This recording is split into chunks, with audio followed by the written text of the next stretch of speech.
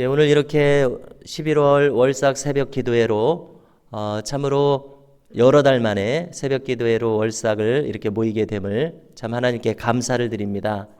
네, 혹시 좌우로 이렇게 느끼실 수 있을지 모르겠습니다. 많은 분들이 이렇게 마음을 함께 해주신 것도 참 우리 서로에게 큰 힘이 되는 줄로 믿습니다. 자, 먼저 오늘 말씀을 보니까 성경학자들이 말하는 바를 따르면은 이 역대기를 제사장이자 율법 학사인 학사 에스라가 기록했다고들 말합니다. 그런 점에서 그들이 일치하는 의견은 이제 주전 500년대 중반에 바사왕 고레스가 칙령을 주지 않습니까? 그래서 이제 유대인들은 바벨론의 70여 년 이상의 그 포로로부터 귀환해서 성전도 건축하고 예루살렘 성도 건축하고 다시 보수하고 거주하게 되는 것을 우리가 읽게 됩니다. 다시 말해서 포로로부터 귀환한 시기에 이 역대기를 기록했다는 말이 됩니다. 그러면은 이 역대기와 비슷한 것은 사무엘 상하 그리고 열왕기 상하입니다. 비슷한 내용이 있지 않습니까? 비슷한 내용을 역대기에 왜 기록했을까? 그것은 기록한 시기가 다른 것입니다.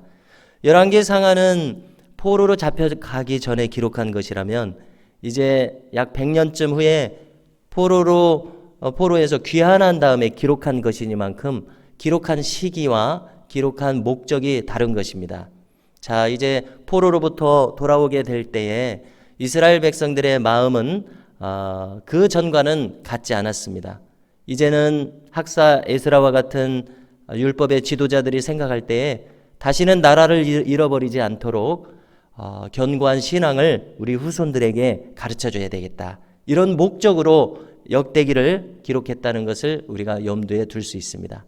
그러므로 우리는 사무엘 상하, 열왕기 상하에는 다윗과 솔로몬이 잘못한 내용도 여과 없이 다 기록해 있습니다. 그러나 역대기에는 다윗과 솔로몬이 잘못한 기록이 없습니다. 자, 그래서 그 의도는 무엇이겠는가 생각해 봅니다. 우리가 마태바가 누가복음과 요한복음이 다른 것처럼 생각할 수 있을 것 같습니다. 마태마가 누가는 비슷한 내용이 다 기록되어 있지만 요한복음에는 거기에 있는 것은 나중에 기록했기 때문에 없고 특별히 신앙적으로 더 깊이 파고 들어가서 기록한 것을 알 수 있습니다. 역대기도 그런 비슷한 기록 의도가 있다고 생각을 합니다. 그래서 후손들의 신앙 교육을 위해서 다윗과 솔로몬이 가장 훌륭했을 때 그들이 가장 아름다운 신앙을 보였을 때를 중심으로 이미 그들이 잘못한 건 역대기에 있으니까 열왕기에 있으니까 가장 아름다운 모습을 기록하는 목적이 있다는 점을 우리가 생각할 수 있습니다. 오늘 역대기는 솔로몬에 대한 기록을 보여줍니다. 자, 1절을 찾으셔서 함께 읽겠습니다. 읽습니다. 다윗의 아들 솔로몬의 왕위가 견고하여 가며 그의 하나님 여호와께서 그와 함께 하사 심히 창대하게 하시니라. 아멘. 네, 그래서 역대하를 열면서도 하나님께서 솔로몬과 함께 하신 일을 지금 기록하겠다는 것입니다. 하나님께서 함께 하시니까 창대하게 했습니다. 다윗에게 주셨던 하나님의 축복이 계속 이어지고 있습니다. 그래서 우리가 이제 3절을 보니까 솔로몬이 즉위한 초기에 아직 성전을 착공하기 전에 그가 기브온 산당으로 나아갔습니다.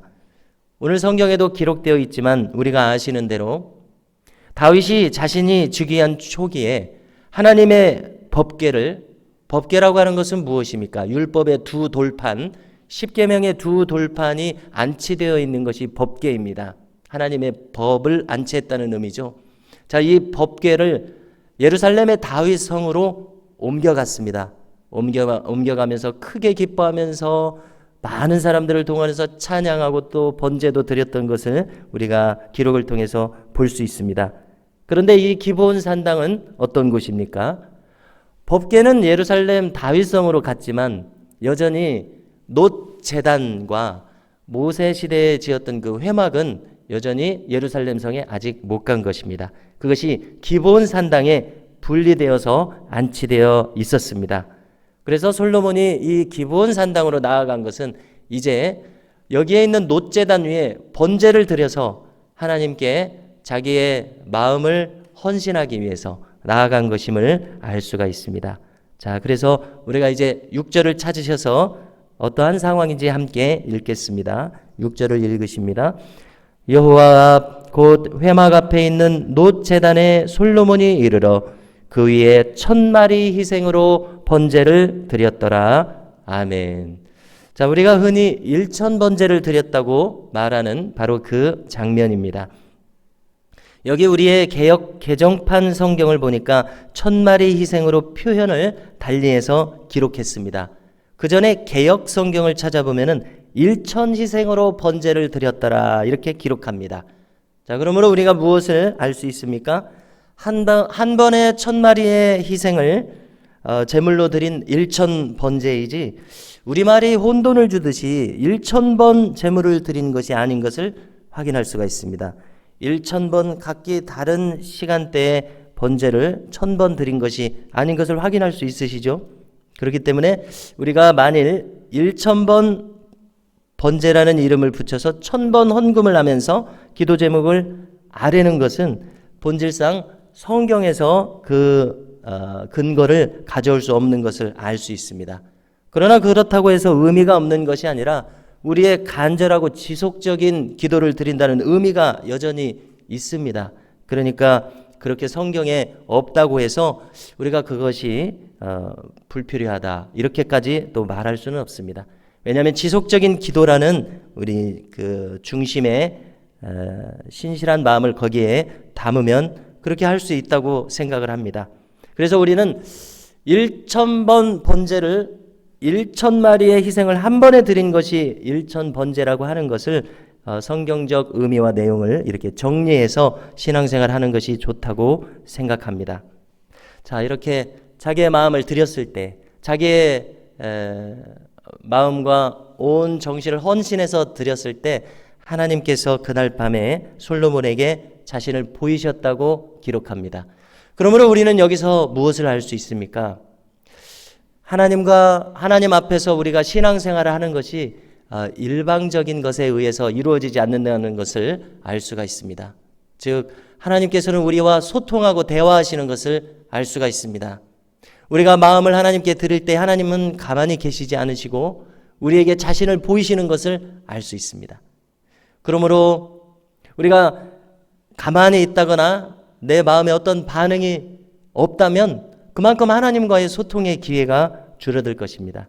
오늘 이 말씀을 통해서 우리가 솔로몬처럼 우리의 어떤 마음을 하나님께 드린다면 반드시 하나님께서는 우리에게 하나님 자신의 말씀을 계시하여 주시리라 기대하실 수 있습니다. 그래서 하나님께서 말씀하십니다. 내가 내게 무엇을 주랴 너는 구하라 말씀하십니다. 그래서 솔로몬의 기도가 계속 이어지는 중에 솔로몬은 결정적으로 10절과 같이 구했습니다. 10절을 찾으셔서 함께 읽습니다. 주는 이제 내게 지혜와 지식을 주사 이 백성 앞에서 출입하게 하옵소서. 이렇게 많은 주의 백성을 누가 능히 재판하리까 하니 기록합니다. 자, 솔로몬은 무엇을 구했습니까? 백성들을 잘 재판할 수 있도록, 그래서 그들을 잘 이끌 수 있도록 지혜와 지식을 구했습니다. 부국강병을 구하거나 자신의 명예를 구하지 않았습니다. 이 점이 바로 솔로몬의 훌륭한 점이었습니다.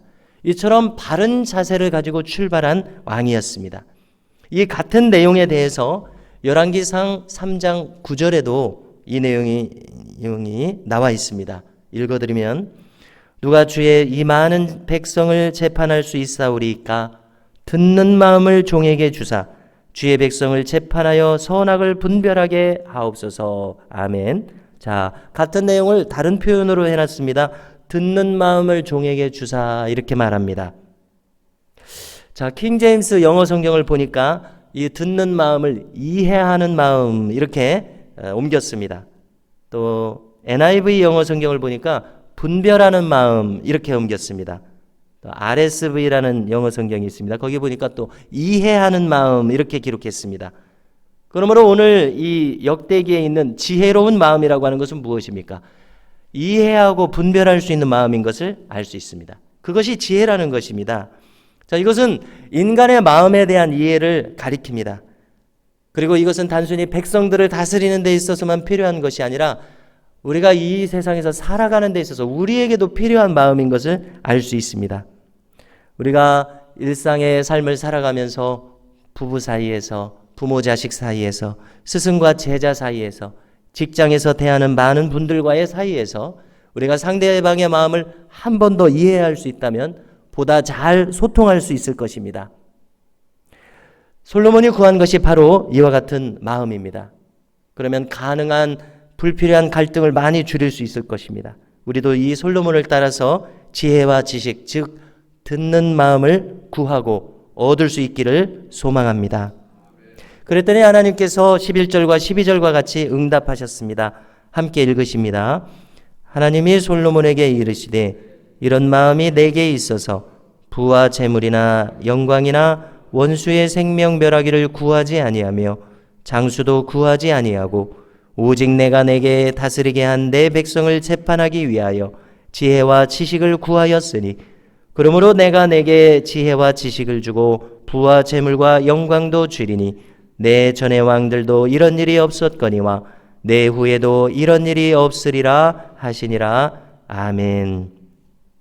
자, 솔로몬의 태도는 무엇입니까? 분명 예수님께서 산상수 마태복음 6장 33절에서 말씀하셨던 것처럼 먼저 그의 나라와 그의 의를 구하는 태도라고 생각합니다. 우리도 이 땅에서 살아가면서 이 솔로몬처럼 먼저 하나님의 나라와 의를 구하는 이 솔로몬과 같은 마음의 자세를 가질 수 있기를 주님의 이름으로 축원합니다. 그러면 하나님께서 이 땅에서 바른 자기의 백성으로 살아가게 하실 뿐만이 아니라 이 세상에서 필요한 것도 더하시는 은총을 더하여 주시는 것을 알 수가 있습니다. 그러므로 우리는 먼저 하나님 나라를 구하기 힘쓰는 은혜가 우리 가운데 있기를 간절히 바랍니다. 이제 함께 나눌 말씀을 붙들고서 기도하는 시간을 가지겠습니다. 지혜와 지식의 마음, 듣는 마음을 주옵소서 이렇게 기도하시고요. 먼저 하나님의 나라와 의를 구하는 우리의 삶이 되게 하옵소서 기도합니다.